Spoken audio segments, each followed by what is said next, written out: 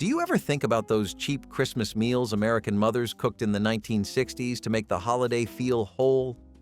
Those Christmas meals mattered because they stretched tight budgets into warmth and family comfort. What parts of that effort do we only recognize now?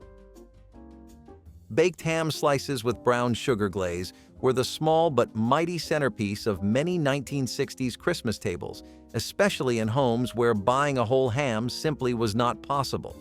Mothers would stand in the grocery aisle doing quiet math in their heads, choosing a few thick slices instead of the expensive roast that every advertisement pushed during the holidays.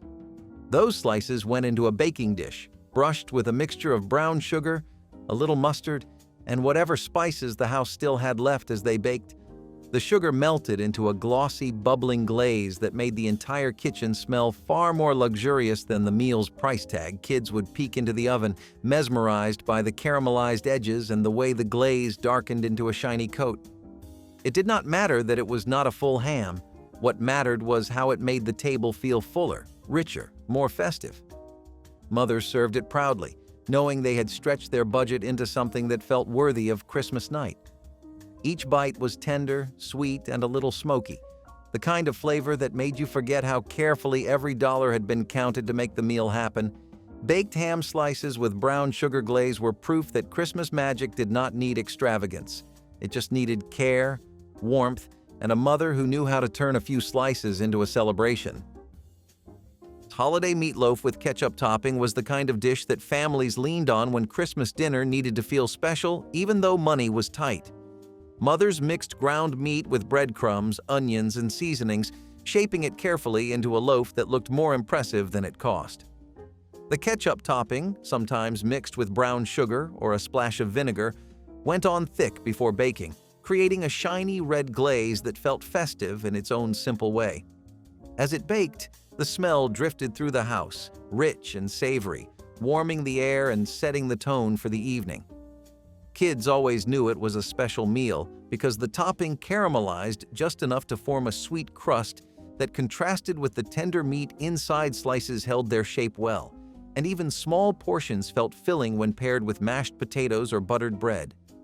Mothers loved holiday meatloaf because it stretched easily, fed many, and left leftovers that became sandwiches the next day. It was a Christmas main dish built not on luxury, but on resourcefulness and an understanding that the season was about being together more than what was on the table. Holiday meatloaf with ketchup topping was a reminder that even modest meals could glow with celebration. Oven-baked chicken legs were one of the most affordable ways for 1960s mothers to bring a sense of abundance to the Christmas table. Whole birds were often too expensive, and boneless cuts cost even more, but chicken legs were cheap, accessible, and reliable. Mothers seasoned them with salt, pepper, paprika, and sometimes a little garlic powder if the pantry still had any left from earlier in the year. The legs went into the oven arranged neatly in rows, their skin glistening as the heat began to crisp the edges. The smell filled every room, pulling kids into the kitchen long before dinner was ready. When the tray finally came out, the legs were golden and sizzling, rich with juices that collected at the bottom of the pan. Kids loved picking them up with their hands, feeling the warmth through the skin, and taking big bites that felt more celebratory than the ingredients suggested. With rice, stuffing, or plain bread on the side, the legs stretched into a holiday meal that kept everyone satisfied. Oven-baked chicken legs were Christmas comfort made possible through practicality and love. Potato and onion casserole was the quiet workhorse of many 1960s Christmas dinners, the kind of dish that filled the table and the stomach without straining the family's December budget. Potatoes were inexpensive and plentiful, and onions added flavor without adding cost. Mothers sliced everything thinly, layering potatoes and onions in a deep dish with small pats of butter, salt, and pepper. Sometimes a splash of milk or canned soup was added to make it creamier, but even the simplest version baked into something warming and satisfying. As it cooked, the layers softened into a tender, flavorful stack that smelled like comfort itself. Kids loved digging into the casserole because every scoop held a little bit of everything: the soft potatoes, the sweet onions, and the buttery coating that tied the dish together. It paired perfectly with any main dish, making the plate feel complete even when the meat portion was small. Potato and onion casserole was a reminder that Christmas meals did not need extravagance to be memorable. They only needed warmth and enough to share. Sweet potato bake with marshmallows was one of the most beloved holiday dishes of the 1960s. Even in homes where the budget stretched thin, mothers used canned sweet potatoes because they were cheap, easy, and reliable. They mashed them or left them in chunks, mixing them with sugar, cinnamon, and a little butter before spreading everything into a baking dish. The marshmallows went on top, forming a snowy layer that browned into a golden, gooey crust as it baked. Kids watched the marshmallows puff up through the oven door like tiny clouds rising over the sweet orange filling. The smell alone felt like Christmas, warm and sugary in a way that made the whole house soften. Even the smallest serving tasted rich and celebratory, turning an inexpensive dish into a holiday highlight. Sweet potato bake with marshmallows proved that sweetness could transform even the simplest ingredients into something magical. Macaroni and cheese with breadcrumb topping was one of the most comforting and affordable dishes mothers leaned on during 1960s Christmas gatherings. Elbow macaroni was cheap. Cheese could be stretched by using evaporated milk or processed slices, and the breadcrumbs on top came from leftover crusts saved throughout the year. The sauce was simple but beloved, bubbling and thick, coating every piece of pasta with a creamy richness that tasted far more expensive than it was. The breadcrumb topping baked into a golden crust that crackled slightly when the spoon broke through. Kids adored the contrast. The crispy top and the soft, warm macaroni underneath, served alongside meat, vegetables, or other casseroles, it made the entire meal feel more filling and festive. For many families, it became the unspoken centerpiece, the dish that brought everyone back for seconds. Macaroni and cheese with breadcrumb topping was Christmas comfort in its purest form. Holiday green bean bake, long before it became a cliché, was one of the most reliable sides mothers made during 1960s Christmas dinners. Canned green beans were cheap and always on hand, and cream soup added richness without requiring costly ingredients. Mothers stirred everything together, adding pepper and sometimes a little grated cheese or fried onions if the pantry allowed. As it baked, the casserole thickened and bubbled, filling the house with a warm, savory smell that made the meal feel bigger than it was. Kids enjoyed it because every bite was creamy and tender, with just enough texture to keep it interesting. It sat on Christmas tables proudly, not because it was fancy, but because it was dependable, filling, and comforting. Holiday green bean bake was the quiet hero of the feast, long before it appeared in every magazine and cookbook in the decades that followed.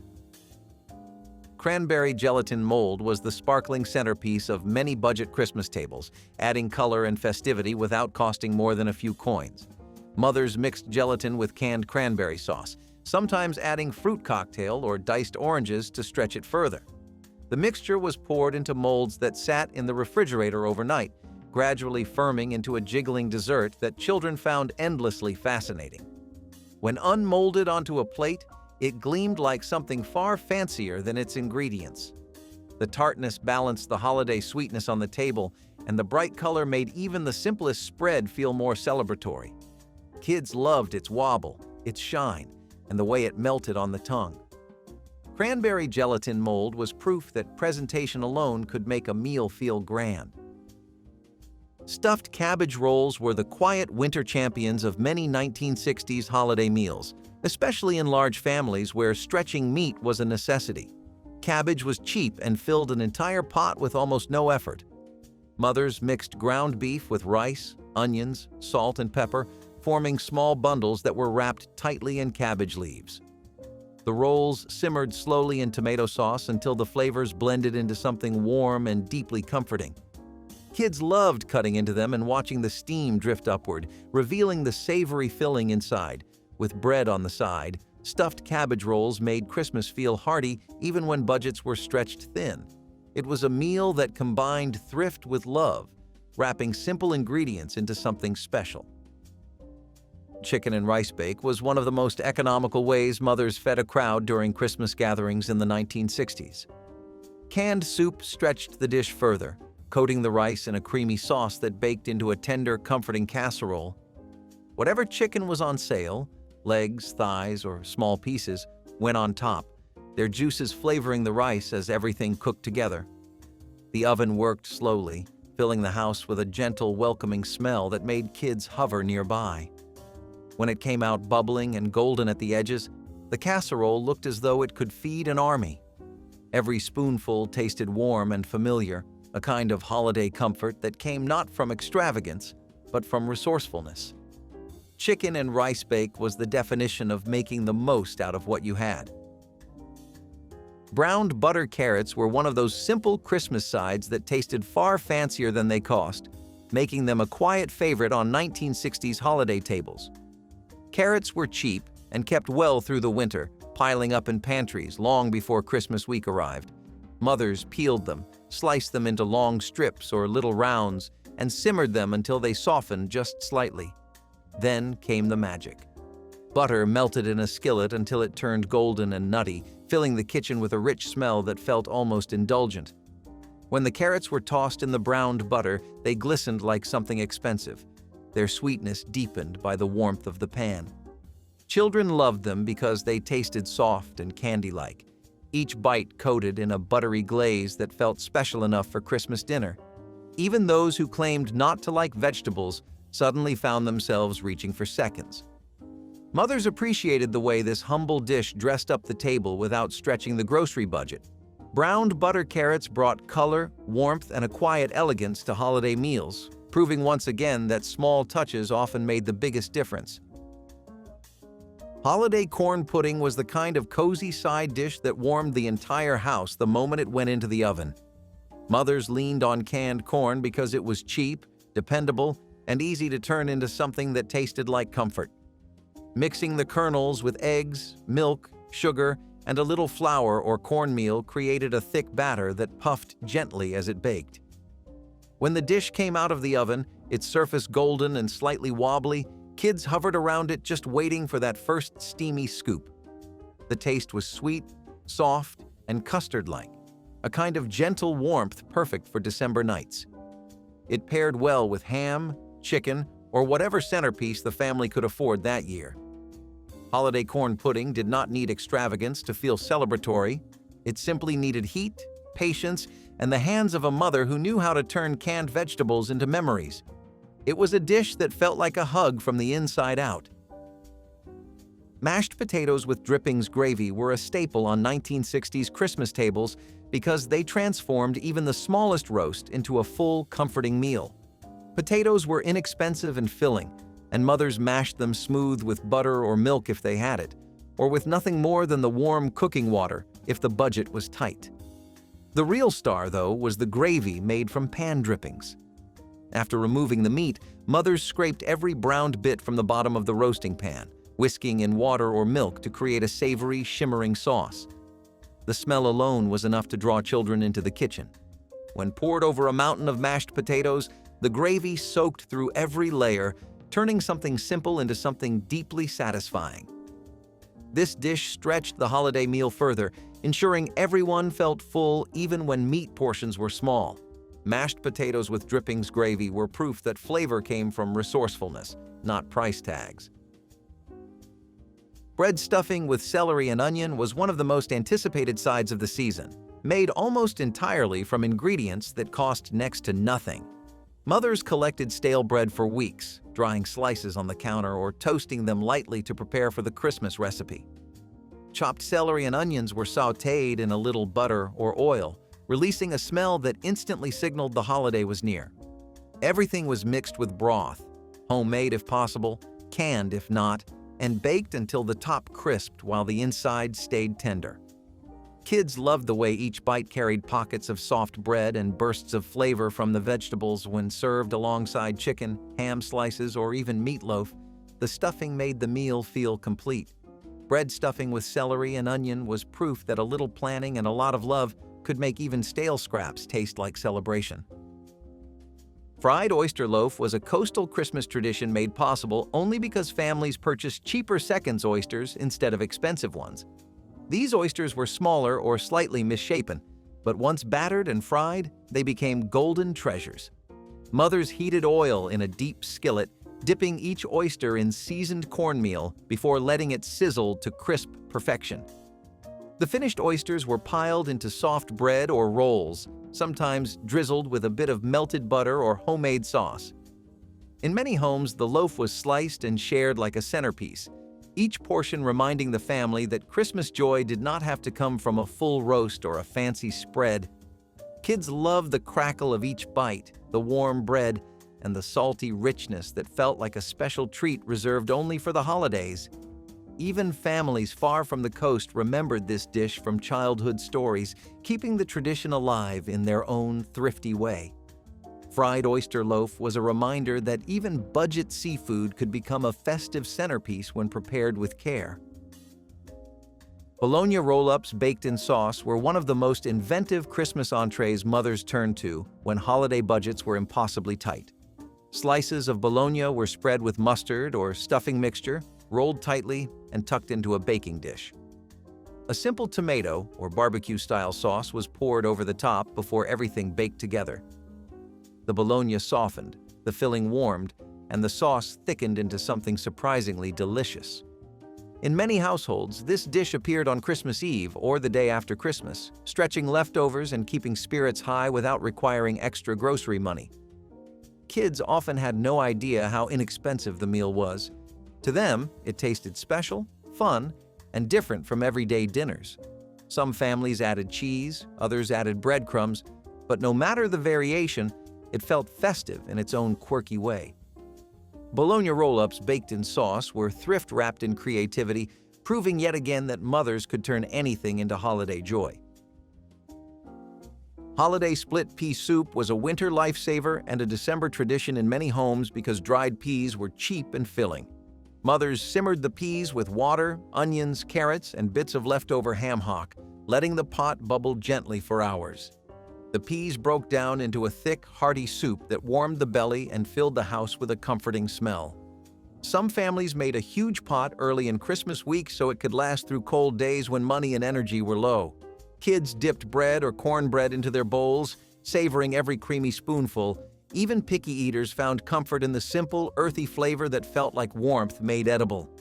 It was the kind of dish that stretched across days, feeding large families even after the holiday excitement faded. Holiday split pea soup tasted like warmth on the coldest nights. Baked apples with cinnamon sugar were the kind of Christmas dessert that felt luxurious despite costing almost nothing. Mothers cored the apples, stuffed them with butter and sugar, and sprinkled cinnamon generously over the top.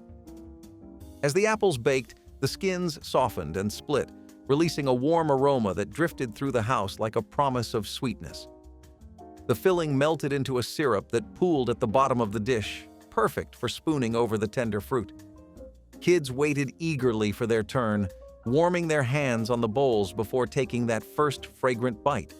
Some families added raisins or oats if they had them, turning the dish into a fuller dessert that stretched across several plates. Even without extras, the flavor felt like a small holiday luxury, a treat built from nothing more than heat and patience. Baked apples with cinnamon sugar proved that dessert did not need extravagance to feel magical.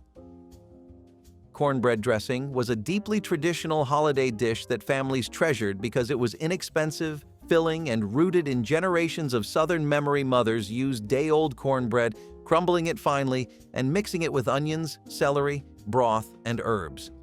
The dressing baked into a savory, comforting pan that paired beautifully with any main dish on the table. Some homes added bits of leftover meat or giblets if they were lucky enough to have them. But even without extras, the flavor carried a depth born from slow cooking and careful seasoning. Children loved the crispy edges and the soft, flavorful middle, scooping out big portions no matter how full they already were. It was the kind of dish that tasted both humble and important, something meant to last beyond the holiday meal. Cornbread dressing was a warm embrace on the plate, a reminder that Christmas meals were built from love, not cost. Holiday Sloppy Joe skillet was the casual Christmas Eve meal many families relied on when the big feast was planned for the following day. Ground meat was browned with onions, then simmered in a tangy, sweet sauce that stretched the meat far beyond its size. Served on toasted buns or plain bread, The sloppy joes were messy, delicious, and crowd-pleasing. Some mothers added bell peppers or celery to stretch the mixture even further without sacrificing flavor.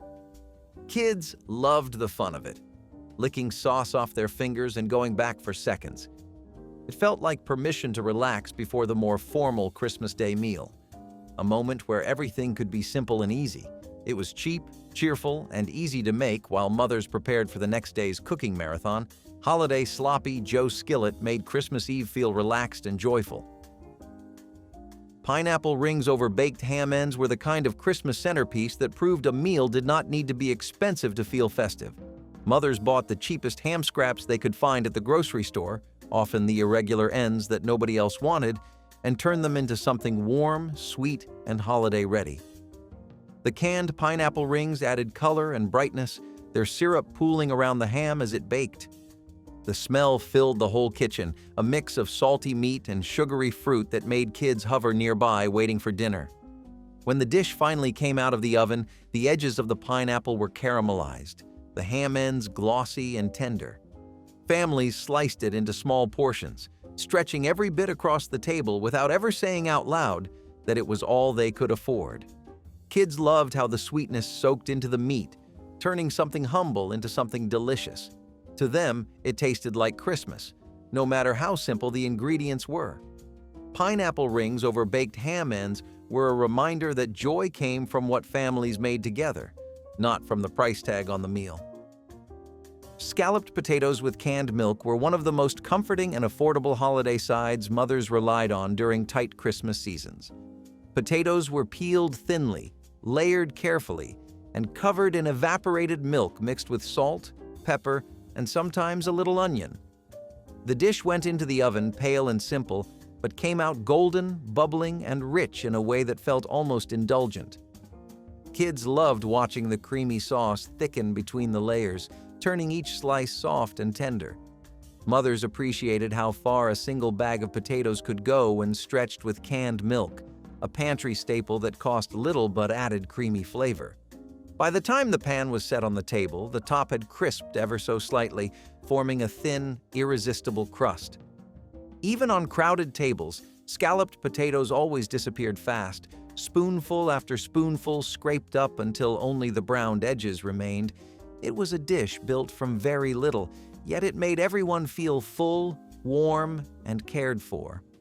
Scalloped potatoes with canned milk made Christmas dinner feel complete even when money was tight. Holiday pinto beans with salt pork were the slow-simmered pots that kept families fed through long December days. Mothers soaked the beans overnight, then added a small square of salt pork for flavor, letting everything cook together until the beans softened and the broth thickened. The pot bubbled on the stove for hours, sending a warm, hearty smell through the house. Kids dipped cornbread into their bowls, blowing on each bite to cool it before eating. The dish was filling enough to work as Christmas lunch, especially in families saving the larger meal for the evening or for the holiday itself. The salt pork added just enough richness to make the beans taste special without costing much. Some families added onions or a pinch of sugar, but it was the slow cooking that made the dish memorable. Holiday pinto beans with salt pork were a testament to how far a mother could stretch a bag of dried beans in the winter. The meal was humble, but it held families together over warm bowls and simple happiness. Cinnamon bread pudding was one of the sweetest, most comforting desserts mothers could make when Christmas budgets were at their thinnest. Leftover bread, eggs, sugar, and a little milk were whisked together, then poured into a dish that soaked up every drop. A sprinkle of cinnamon on top transformed it, giving the whole dessert a warm, nostalgic aroma that drifted through the house as it baked. The edges crisped while the inside stayed soft, almost custard-like. Kids would gather by the oven, asking again and again how much longer it would take. When it finally came out, steaming and fragrant, it felt like a gift that cost almost nothing. Families spooned it into bowls, adding a drizzle of syrup or a small dollop of whipped topping if they had any. Every bite was simple, sweet, and satisfying, the kind of dessert that tasted like warmth itself. Cinnamon bread pudding showed that holiday magic could come from the simplest scraps. Canned fruit cocktail salad was the cheerful, colorful side dish that brightened many 1960s Christmas tables. A single can could feed the whole family, offering peaches, grapes, pears, and those bright red cherries that every kid hoped to grab first. Mothers drained the syrup, stirred in a little whipped topping, and sometimes added mini marshmallows to make it feel extra festive. The mixture turned light, fluffy, and sweet, like a dessert pretending to be a salad. Kids loved the jiggly texture and the pops of fruit in every bite, often scooping large portions before the main meal even began. It was inexpensive, quick to prepare, and always looked beautiful alongside the holiday spread. Even families who could not afford much still felt like they were serving something special. Canned fruit cocktail salad brought color, sweetness, and a little bit of wonder to the table. Rice pudding with raisins was the kind of frugal dessert that warmed families from the inside out. Mothers used leftover rice from the night before, mixing it with milk, sugar, eggs, and a handful of raisins if the budget allowed. As it baked or simmered on the stove, it thickened into a creamy, fragrant dish that filled the house with hints of vanilla and cinnamon. Kids loved watching the raisins puff slightly as they cooked, turning plump and sweet. The pudding was hearty enough to serve as a full dessert, yet simple enough to make on even the tightest holiday weeks. Some families served it warm, others chilled it for later. But every version carried the same gentle comfort. Rice pudding with raisins tasted like quiet evenings, full stomachs, and the reassurance that even leftovers could become something memorable. Oven-roasted pot roast ends were a holiday trick mothers relied on when they could not afford a full roast. Butchers sold the trimmings cheaply, often calling them stew meat or ends, and mothers turned those scraps into tenderness through patience alone. The meat was browned, placed in a roasting pan, and covered with onions, carrots, or whatever vegetables the family had. Slow cooking transformed the tough pieces into melt-in-your-mouth bites that tasted richer than anyone expected from such humble cuts. The smell drifted into every room, giving the illusion of a far grander feast, the kind you might see in glossy magazines. Even though the budget behind it was tiny, kids barely noticed that it was not the traditional cut shown in cookbooks. To them, it tasted rich, warm, and festive. Mothers often added herbs or a splash of broth to stretch the flavors further, making every bite feel like a gift. Oven-roasted pot roast ends made holidays feel abundant even when money was scarce. It proved once again that skill mattered more than ingredients. Mock angel pie with crushed crackers was one of the most resourceful Christmas desserts mothers created when baking ingredients were hard to afford. Instead of a traditional crust, crackers were crushed finely, mixed with sugar and butter, and pressed into a dish to form a sweet, crunchy base. A simple whipped topping, sometimes folded with canned fruit or a spoonful of custard, was spread across the top. The result was light, airy, and deceptively elegant, the kind of dessert that made kids sit up a little taller, as if they were eating something fancy from a holiday party. Kids believed they were eating something special because it melted on the tongue and looked like a celebration. Mothers smiled quietly, knowing the entire dessert had come from pantry scraps. Families often passed the recipe around because it proved how a creative touch could turn simple ingredients into joy. Mock angel pie captured the spirit of holiday creativity, proving that beauty could come from almost nothing. Holiday bean and ham bone bake was the hearty, stick-to-your-ribs meal that families depended on when the cold was at its worst. Mothers bought the cheapest ham bone the store had, often stripped of most of its meat, but still full of enough flavor to transform a pan of beans.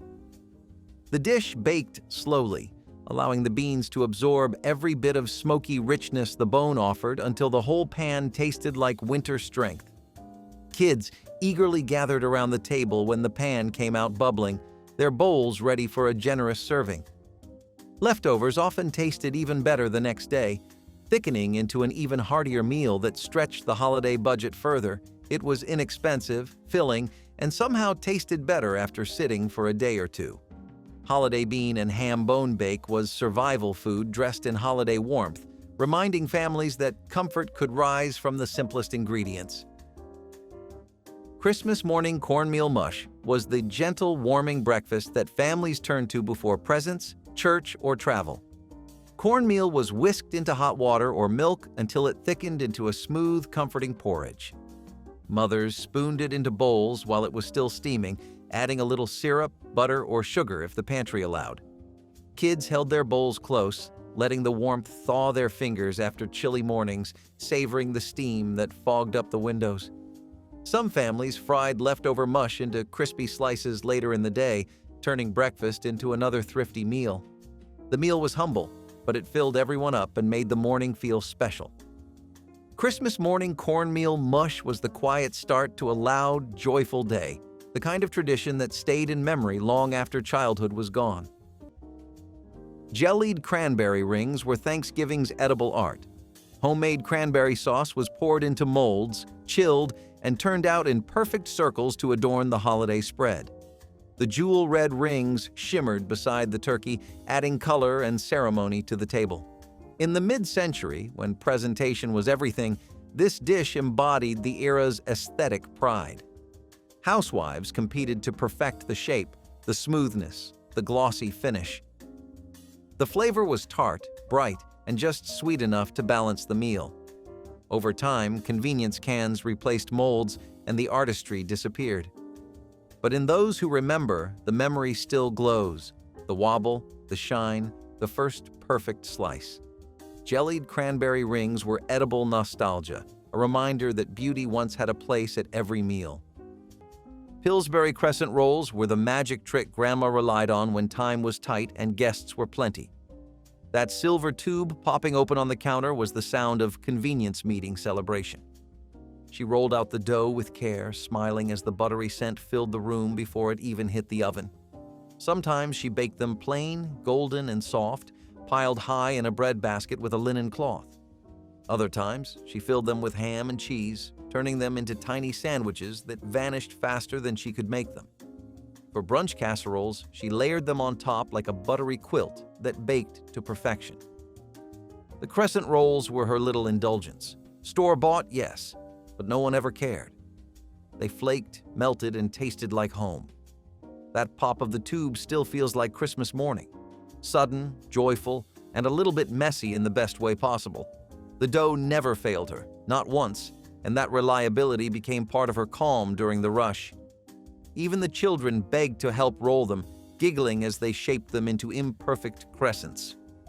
The sound of the timer and the smell of butter became signals that the holiday had begun. Those little rolls were more than food.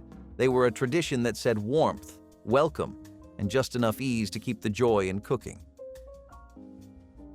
Pineapple upside-down cake was the 1950s Christmas showpiece, bold, buttery, and unapologetically glamorous. Housewives lined pans with pineapple rings, placed a single cherry in each golden circle, and poured sweet batter over the top. When baked and flipped, the cake revealed a glossy caramel glaze that glimmered under silver tinsel and candlelight. It was both dessert and decoration, proof that modern homemaking could be as stylish as it was satisfying. Pineapple was exotic then, a taste of faraway places, and serving it on Christmas felt like luxury. This cake captured that spirit of optimism, when color and sweetness were symbols of progress and cheer. Families sliced it warm, each piece crowned with its perfect ring, the sugar syrup dripping like honey. Though trends have changed and its retro shine has faded, one glance at that golden top can still make you think of laughter, bright dresses, and the hum of an old holiday radio. Swedish meatballs in cream sauce were the classy cousin of the grape jelly variety, rich and velvety, filling every kitchen with buttery warmth. The sauce, thick with cream, broth, and a hint of nutmeg, coated each meatball until it gleamed. Served with toothpicks or over egg noodles, they were the cozy middle ground between dinner and indulgence. The dish brought a little European flair to suburban America before anyone knew the name IKEA. Hosts loved it because it felt sophisticated but required nothing more than a slow cooker and patience. The smell alone drew guests closer, that perfect blend of savory and creamy that said, "The holidays have begun." Every bite was rich, tender, and comforting, a reminder that good food could travel the world and still feel like home. Swedish meatballs were 1980s perfection, warm, dependable, and secretly glamorous. Baker's semi-sweet chocolate squares were the definition of Christmas patience. Grandma would melt them slowly over the stove, stirring until they turned into a glossy ribbon of chocolate perfection. It was the smell of home, of fudge cooling on wax paper, and children waiting with spoons. She never rushed it, never used shortcuts, because these squares demanded respect. The result was the smoothest, richest fudge anyone had ever tasted. Never too sweet, never too soft, always just right. Neighbors would bring tins hoping she might share. She never wrote down the recipe, but she always said it started with baker's chocolate and a steady hand. The squares may have been small, but they built empires of holiday joy. Ritz crackers were one of those things Grandma never ran out of in December. The red box sat proudly on the counter, waiting for the parade of cheese balls, dips, and casseroles that made Christmas sparkle. Ritz was more than a cracker. It was a foundation. Grandma crushed them into buttery crumbs to top casseroles or rolled them around deviled ham for church potlucks. The crunch was perfection, light yet rich, and it seemed to make everything taste a little more special.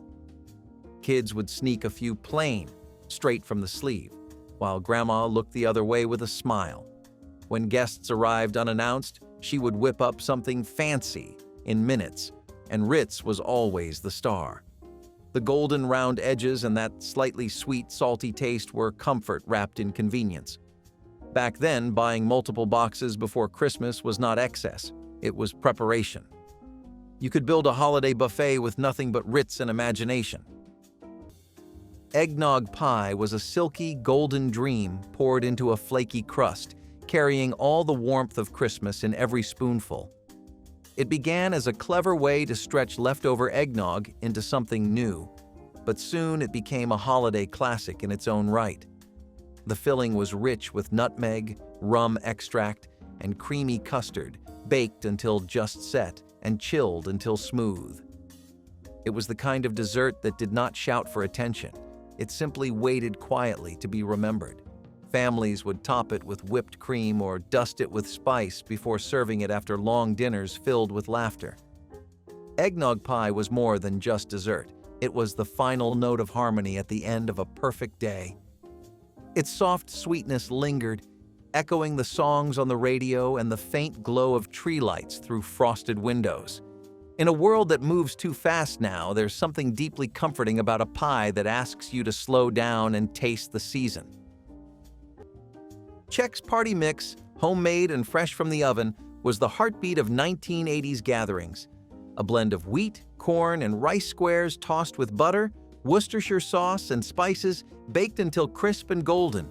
It was poured into big wooden bowls, filling the air with the scent of toasted cereal and butter. Every handful tasted different, some salty, some garlicky, all delicious. People munched it while opening gifts, watching television, or playing charades. It was snack food made personal, better than anything store-bought. Making it was half the joy. Shaking the pan, checking the oven, tasting for just the right crunch. Every family had its own twist. Extra peanuts, more pretzels, or even a touch of cayenne. Czech's mix wasn't glamorous, but it was real, the taste of laughter and long nights spent together. No 1980s Christmas felt complete without it. Czech's party mix, homemade and fresh from the oven, was the heartbeat of 1980s gatherings. A blend of wheat, corn, and rice squares tossed with butter, Worcestershire sauce, and spices, baked until crisp and golden. It was poured into big wooden bowls, filling the air with the scent of toasted cereal and butter. Every handful tasted different, some salty, some garlicky, all delicious. People munched it while opening gifts, watching television, or playing charades. It was snack food made personal, better than anything store-bought. Making it was half the joy. Shaking the pan, checking the oven, tasting for just the right crunch. Every family had its own twist. Extra peanuts, more pretzels, or even a touch of cayenne. Czech's mix wasn't glamorous, but it was real, the taste of laughter and long nights spent together. No 1980s Christmas felt complete without it. Smucker's apricot preserves were Grandma's secret weapon for turning any main dish into something memorable. She would spread it beneath the glaze of her Christmas ham, watching as the golden fruit cooked into a sticky sweetness that caught the light. The scent was both savory and sunny, filling the kitchen with warmth. Sometimes she spooned a bit onto toast while she cooked, unable to resist its rich, smooth flavor. Smucker's was more than a jam. It was a bridge between sweet and salt, old and new. It caramelized beautifully, clinging to meat like a coat of glass. When guests cut into the ham, they would always ask what made it taste so different, and Grandma would simply smile. That little jar made magic happen every December, proving that simplicity could shine brighter than anything extravagant. It was also her secret to balancing the chaos of cooking, adding brightness wherever things felt too heavy. The preserves went into glazes, cookies, even sauces for chicken, when Christmas leftovers stretched thin.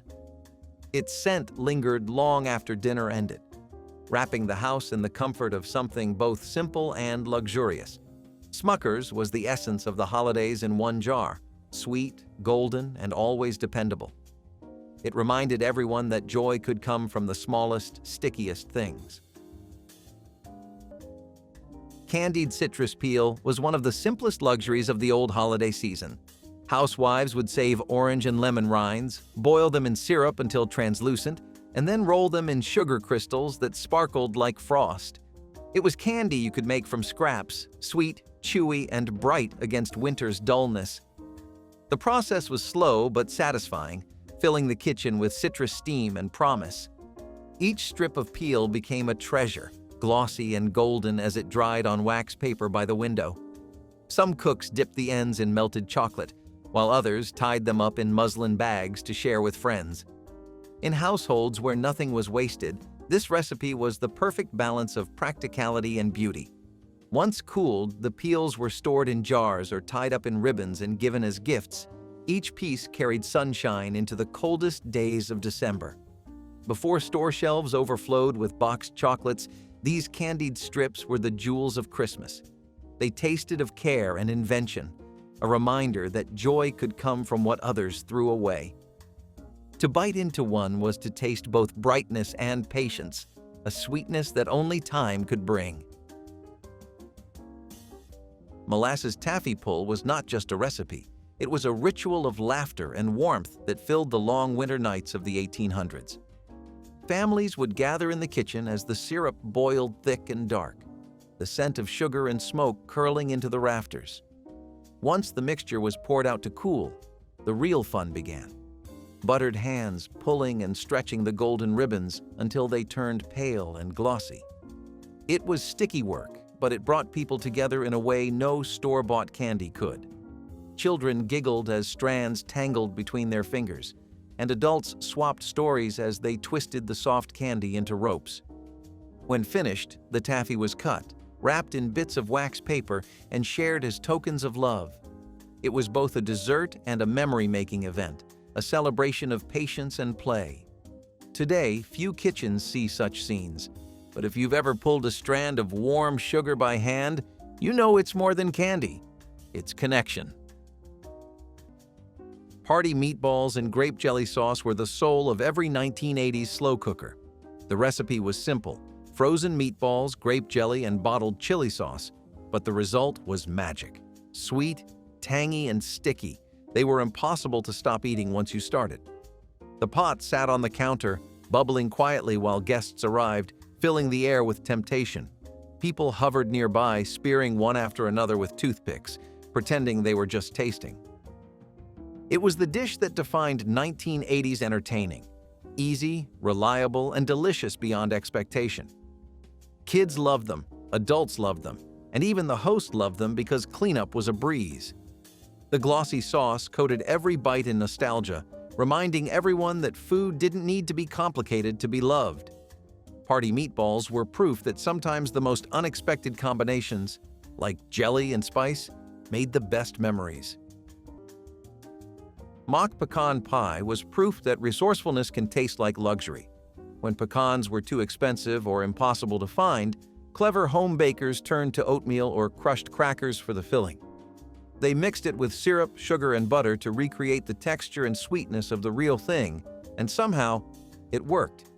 The pie came out golden, gooey, and rich enough to make anyone forget it was an imitation.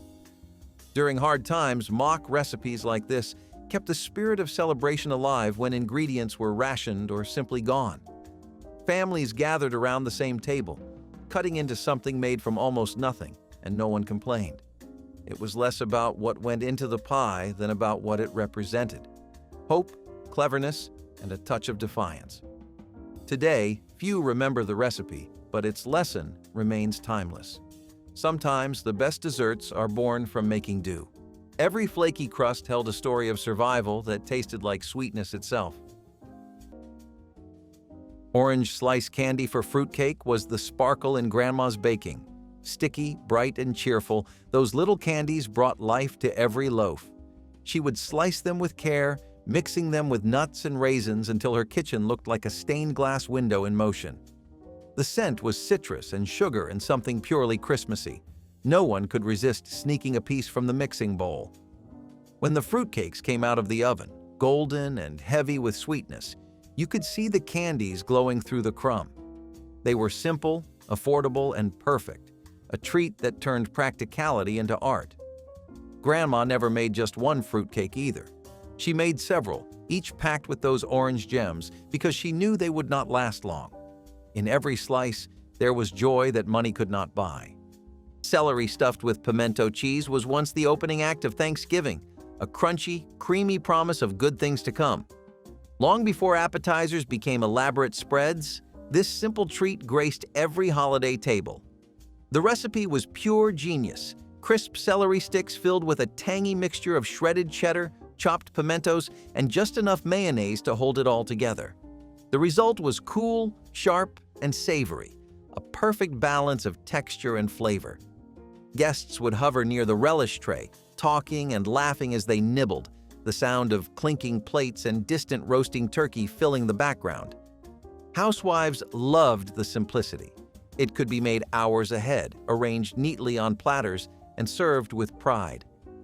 In Southern homes especially, pimento cheese was a point of identity, each family claiming their own version as best. The celery gave it structure, the cheese gave it heart. As food culture modernized, this quiet classic was replaced by charcuterie boards and fancier hors d'oeuvres.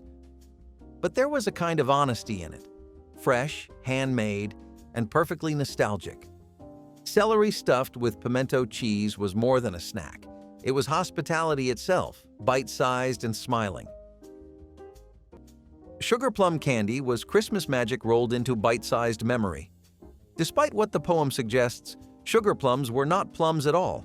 They were small, hand-rolled balls of dried fruit, honey, nuts, and spice, each one glimmering under a dusting of sugar.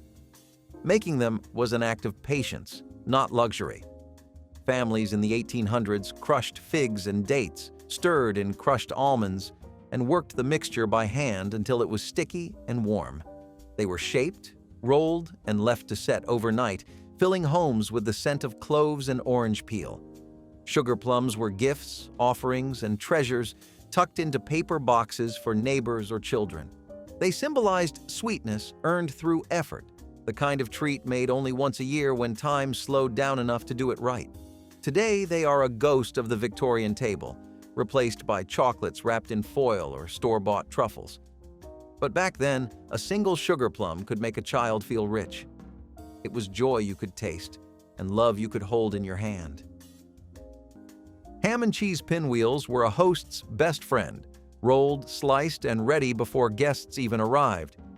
Thin deli ham wrapped around a spread of cream cheese, sometimes with green onions or pickles for bite, all cut into perfect spirals that looked fancier than they were. They sat on platters like edible ornaments, pink and white with swirls of nostalgia. The taste was familiar, simple, and addictive, a mix of salty, creamy, and cool. They fit the 1980s ideal of effortless elegance, the kind of dish that impressed without stress. Moms made them by the dozens, sealing each roll tight in plastic wrap before chilling them overnight to slice the next morning. They appeared at every gathering, from office potlucks to living room parties, always vanishing first. Pinwheels were proof that simplicity could still sparkle under holiday lights. In a decade of abundance, they were the perfect bite of comfort, balanced, nostalgic, and endlessly satisfying. Sweet potato biscuits with honey butter were Christmas morning comfort, soft and golden, smelling of hearth and happiness. Made from mashed sweet potatoes mixed with flour and butter, they rose in the oven to tender perfection, their edges slightly crisp, their centers warm and orange. They were served with honey butter that melted on contact, dripping down the sides in golden rivers. For many Southern families, these biscuits were more than breakfast. They were tradition, passed down through generations of careful hands. Sweet potatoes were cheap, plentiful, and symbolic of resourceful joy, proof that sweetness could come from the soil. Families gathered around the kitchen table as the first batch came out, steam curling into the cool morning air. Each bite carried warmth, sweetness, and a whisper of gratitude. Today, few bake them from scratch, but for those who remember, one taste can bring back the light of 100 Christmas mornings long gone. Heinz apple cider vinegar was not the star of the table, but without it, half the recipes would never have worked.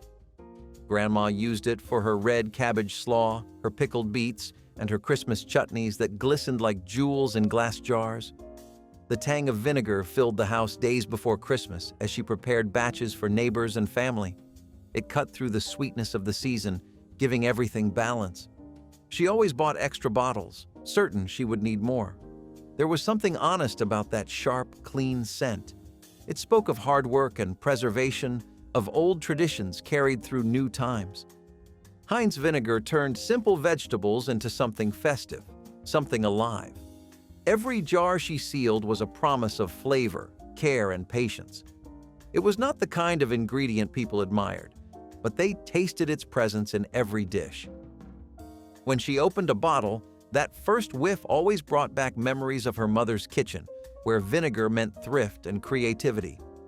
In a decade full of convenience foods and new gadgets, Grandma's use of Heinz vinegar was a reminder that some ingredients held deeper meaning than taste. They held memory itself.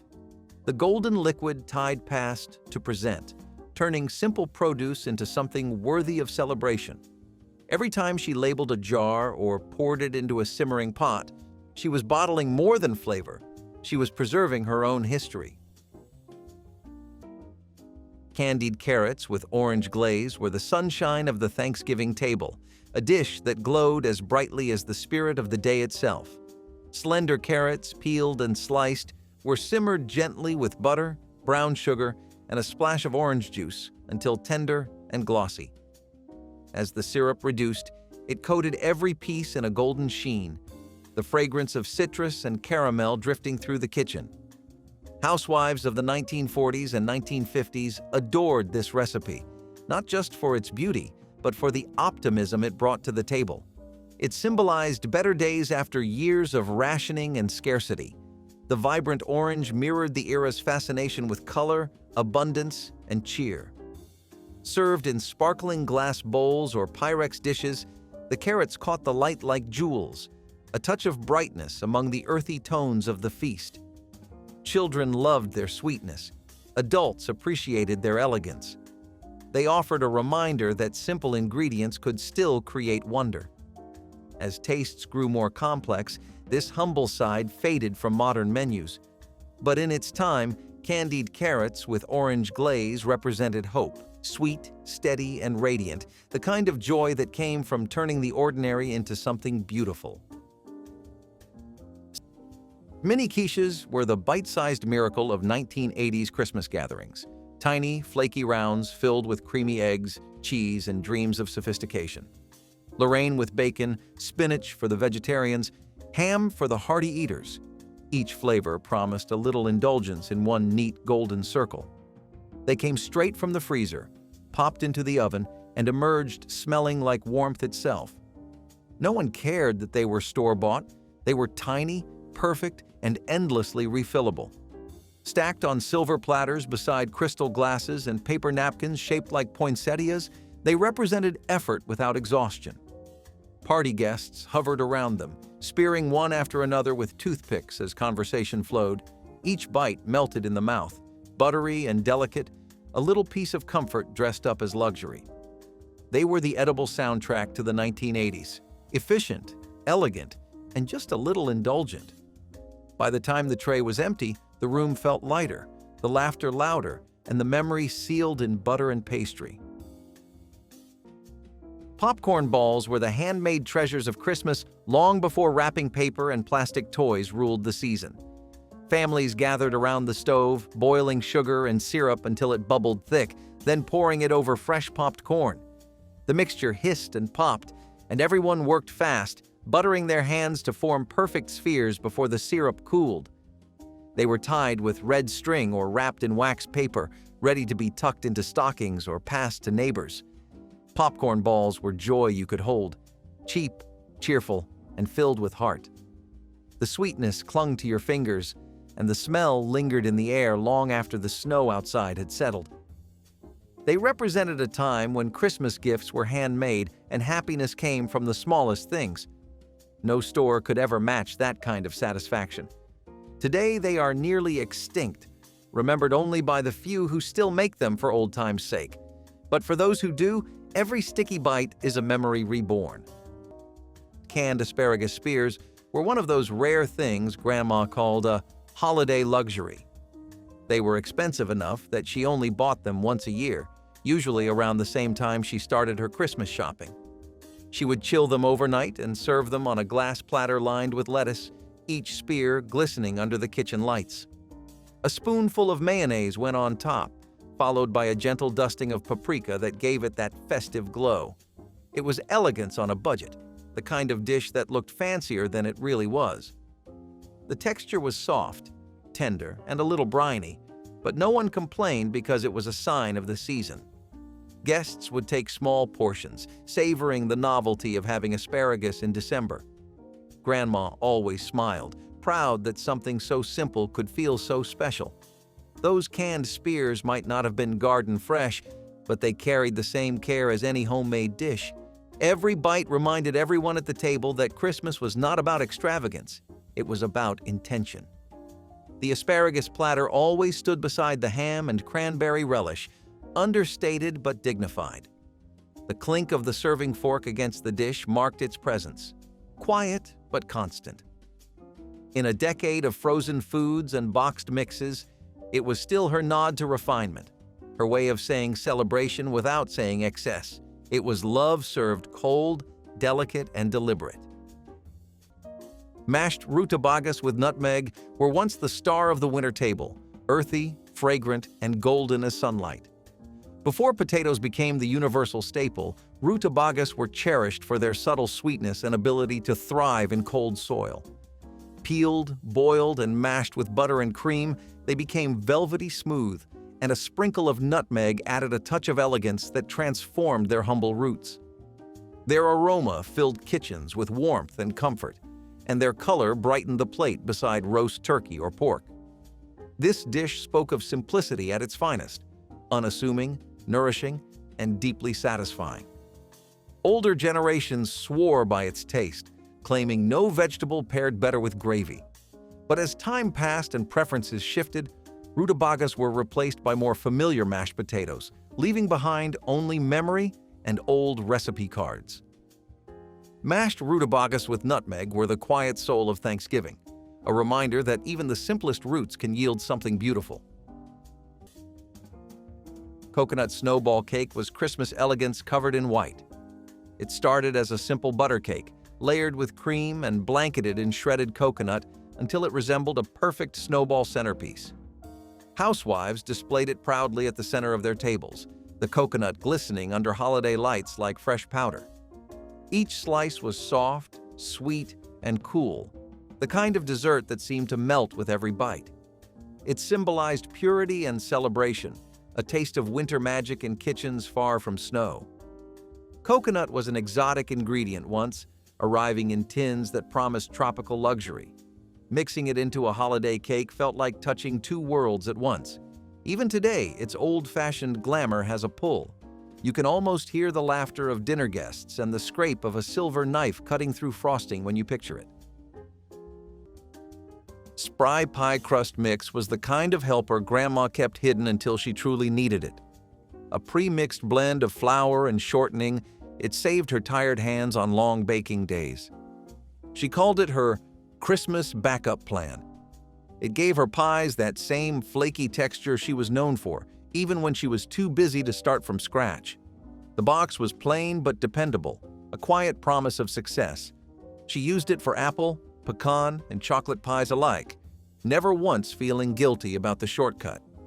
Spry was her secret relief, a small grace during the chaos of the holidays.